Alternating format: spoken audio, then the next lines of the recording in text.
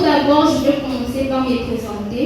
Nitaanza kujitambulisha. Je me nomme Asnat Kamara Assoumani, Kwa majina naitwa Asnat Kamara Assoumani, élève de la 2e école, mwanafunzi wa darasa la pili, fille du pasteur. binti wa mchungaji. Amen. Amen. Aujourd'hui, par la grâce de Dieu, Leo kwa neema ya Mungu nous allons parler d'un thème très important qui est la reconnaissance. tutazungumzia juu ya kishina chetu, shukrani. Amen, amen. Amen. Tout d'abord, je veux commencer par définir les termes. Tutaanza kutafsiri kishina chetu. La reconnaissance, Shukrani c'est le fait de reconnaître un bienfait reçu, ni kukubali mazuri ambayo waliokufanishia, de l'apprécier sincèrement, Amen. valorisant l'estime de soi et les liens sociaux. Kuithamini kwa pekee na kwa watu. Amen. Amen. Alléluia. Amen. Je veux aussi définir la gratitude Nitatafsiri tena shukrani, parce que la gratitude et la reconnaissance kwa sababu shukrani na kutoa shukrani sont deux mots qui marchent ensemble. ni maneno inatembea pamoja. La gratitude Shukrani est un sentiment profond d'affectation ni hisia ya ndani éprouvé envers un bienfaiteur. inaonyesha juu ya yule alikufanyishia mazuri. L'expression de la reconnaissance Kutoa shukrani ne se limite pas seulement au mot merci, haishie tu kusema asanti, mais plutôt par le comportement qui va avec les mots. kwa lakini na tabia inaendelea na maneno. C'est aussi avec le cœur et les actions. Ni tena kwa moyo na kwa matendo. Beaucoup de gens prient Dieu, Watu wa mingi wanaomba Mungu, demandent Dieu, wanamlomba Mungu, mais très peu prennent le temps de dire simplement merci Seigneur. kwa lakini watu kidogo ndio wanabeba muda kusema Amen, asante. amen. Amen. Est-ce que nous savons encore dire merci? Je, tunajua kusema asanti? Combien parmi nous prennent le temps de dire simplement merci Seigneur? Wangapi pamoja na sio wanaya kusema asanti? J'aimerais que tu dises à ton voisin la reconnaissance. Nitapenda uonyeshe jirani yako, La reconnaissance. umupambe mkono na uonyeshe shukrani. S'il n'a pas compris, dis-le à un autre. Kama sikuelewa muoneshe mwingine. Les enfants, dites d'autres fois la reconnaissance. Watoto mpate sauti na mseme Dites encore shukrani. une fois la reconnaissance. Useme tena shukrani. Ouvrons nos Bibles. Oui, selon lui, Tutasoma mkitabu cha Luka son chapitre 17, sura 17 son verset 11 jusqu'à 19. mstari wa 11 hadi 19.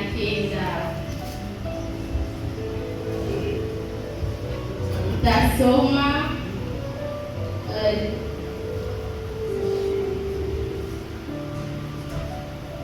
Luc chapitre 17, le verset 11 jusqu'à 19. J'ai lu au nom de Jésus. Jésus se renda à Jérusalem, passé entre la Samarie et la Galilée.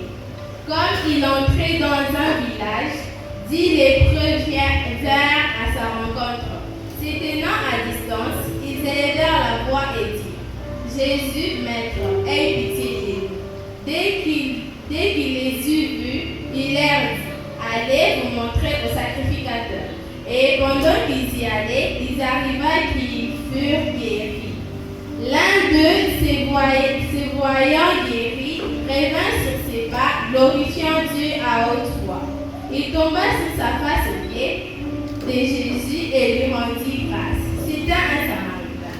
Jésus, prenant la parole, dit: Les 10 n'ont-ils pas été guéris?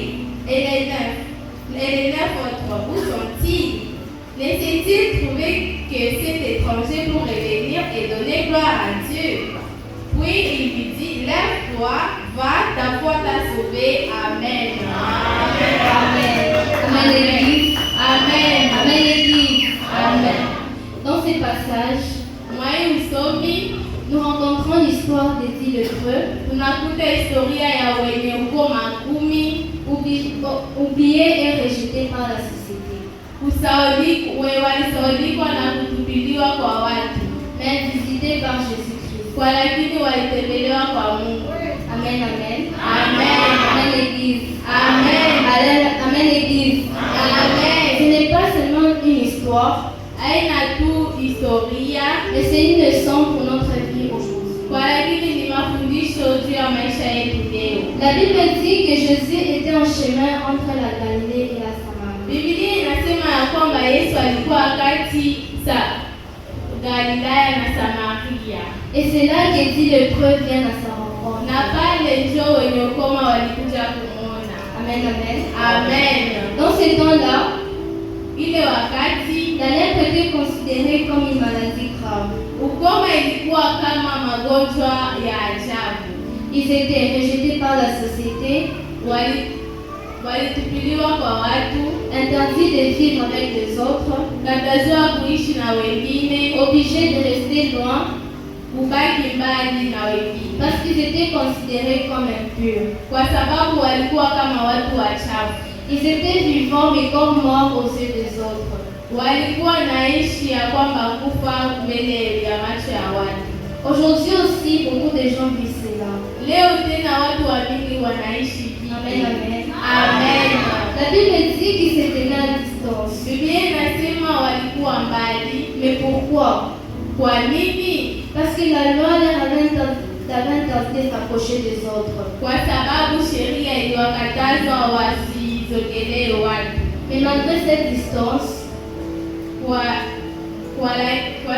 kwa lakini ile distance, ils élevèrent la voix et dirent, walipaza sauti na wakasema, Jésus, Yesu, Maître, aie pitié de nous. Mwalimu, uturehemu.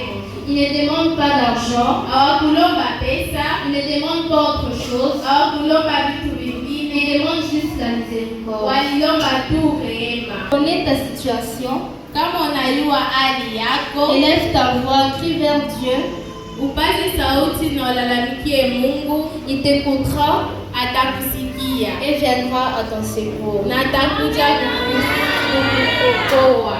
Jésus ne les avait pas touchés, Yesu akuwagusa, il ne prit pas longuement, akuomba sana, il leur dit simplement, allez vous montrer au sacrificateur. alionyesha tu mwende mkamwone mtumishi wa Bwana. Selon la tradition ancienne, Kupitia sheria ya zamani, dans les livres de Lévitique, son chapitre 13, mukitabu cha Walawi, sont les sacrificateurs mukitabu cha Walawi sura 13, sont les sacrificateurs, ni watumishi wa Mungu, les personnes qui ont reçu le pouvoir ndio iko na uwezo à déclarer une personne pure wa kusema mtu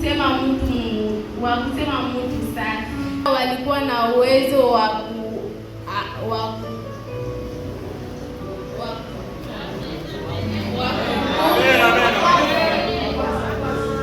si vous êtes guéri et apte à réintégrer la société. kama mshaponywa na mtaweza kurudi mbele ya watu. Amen, amen.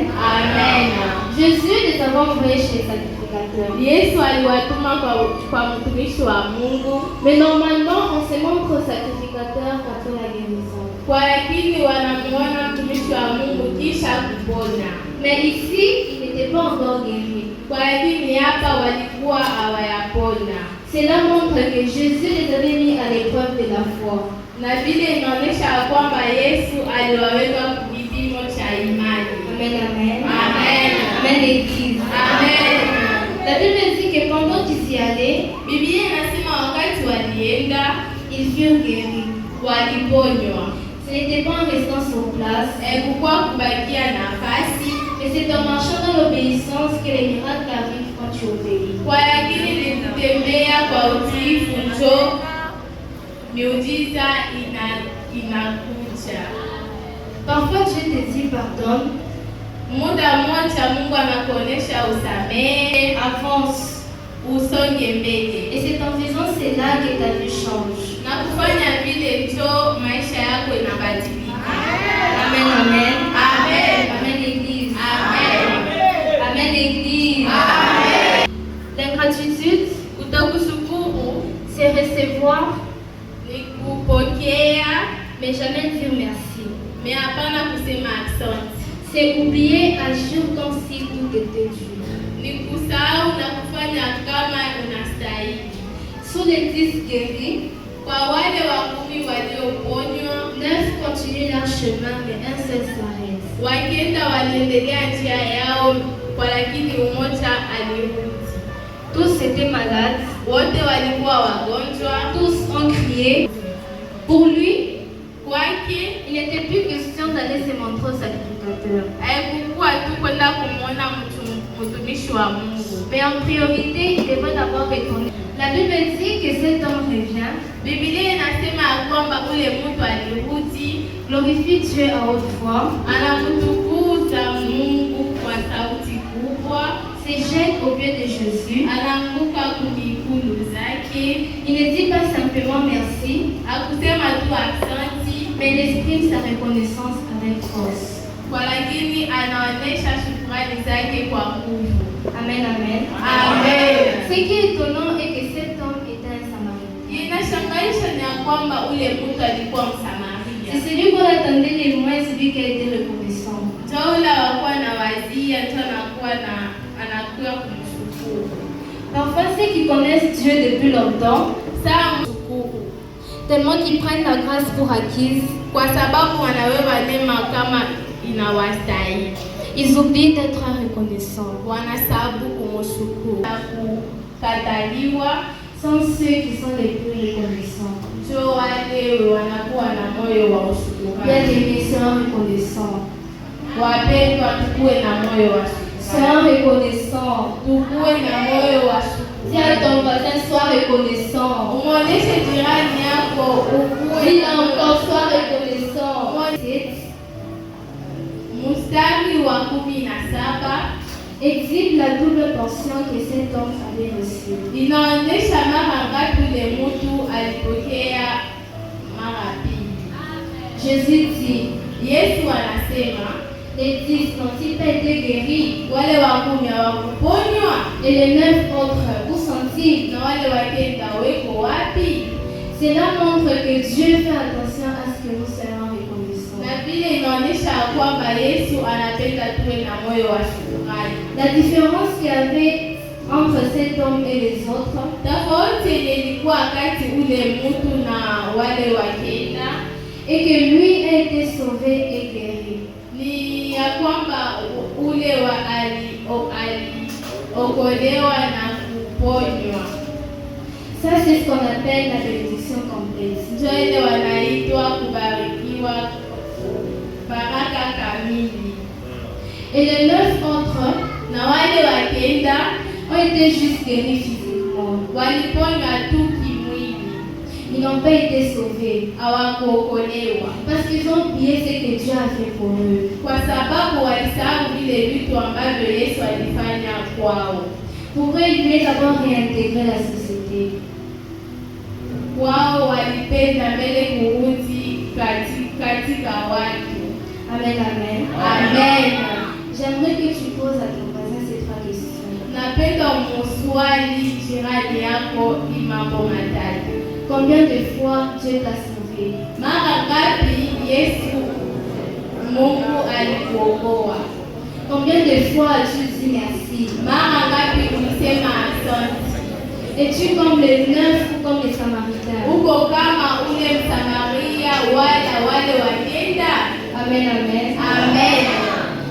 Certaines personnes disent merci juste pour sauver les apparences. Watu wengine wanasema asante juu waokoe waonekane, Mais en eux, kwa lakini mwao il n'y a pas ce sentiment. hamuna ile hisia. D'autres disent que Dieu n'a pas besoin de notre reconnaissance. Wengine wanasema kwamba Mungu asina haja ya shukrani zetu Parce qu'il a déjà tout. kwa sababu iko na vyote. C'est faux, bien-aimés. Ni uongo wapendwa. La Bible dit que nous servons un Dieu jaloux. Biblia inasema kwamba tunamtumikia Mungu wa wivu. Et la nombre de choses que nous lui puissions faire na vile ambavyo tunapaswa kufanya et que nous lui exprimons notre reconnaissance. ni kumwonyesha shukrani zetu. Amen, amen. Amen.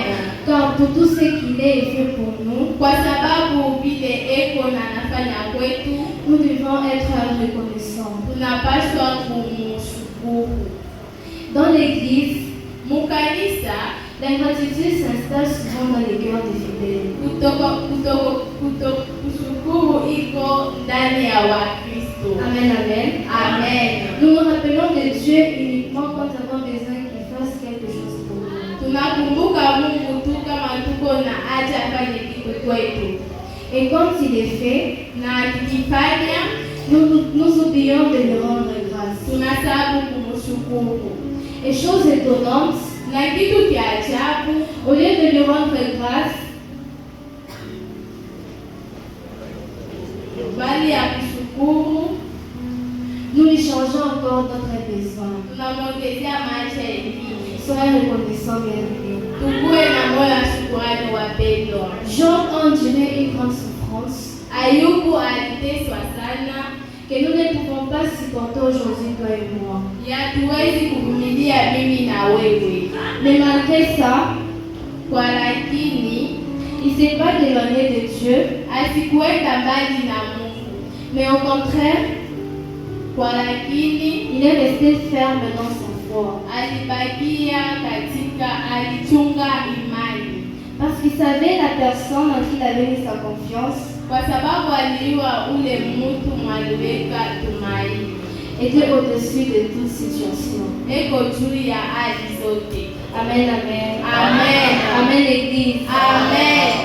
Parfois, Dieu laisse certaines choses nous arriver Saa moja Mungu anaacha vitu vingine vitufikie, pour voir jusqu'où nous pouvons aller pour exprimer notre reconnaissance. bila kuona tutenda wapi tu kusema asante kwake. Amen, l'Église. Amen. Amen, l'Église. Amen. Chers parents, Wazazi wapendwa, apprenez-nous à être reconnaissants, mtufundishe kuwa na moyo wa shukrani, même pour des petites choses. hata kwa vitu vidogo.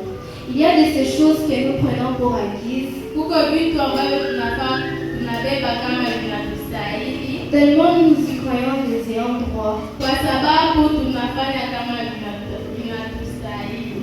nous oublions d'être reconnaissants. Tunasahau kuwa na moyo wa shukrani, Car la reconnaissance kwa sababu shukrani honore Dieu, inamheshimisha Mungu, ouvre des portes, inafungua milango, attire encore plus de bénédictions. inaleta mabaraka za mingi. Ce que j'aimerais vous dire aujourd'hui, Nitapenda kumwonyesha leo, c'est de ne jamais oublier ce que Dieu a déjà fait pour vous. msisahau vile vyote Mungu alifanya kwenu.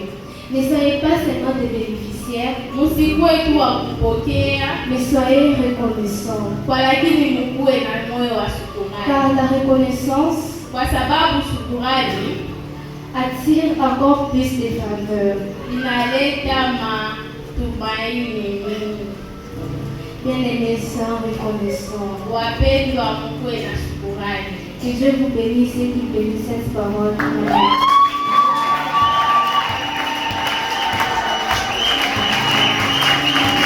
Tenons-nous debout.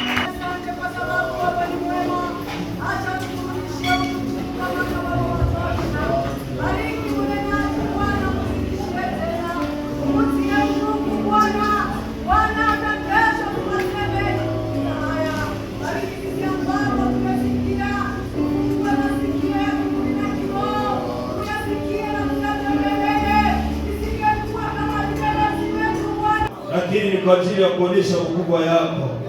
Kwa maana tunakushukuru kwa hii wakati, tunasema asante.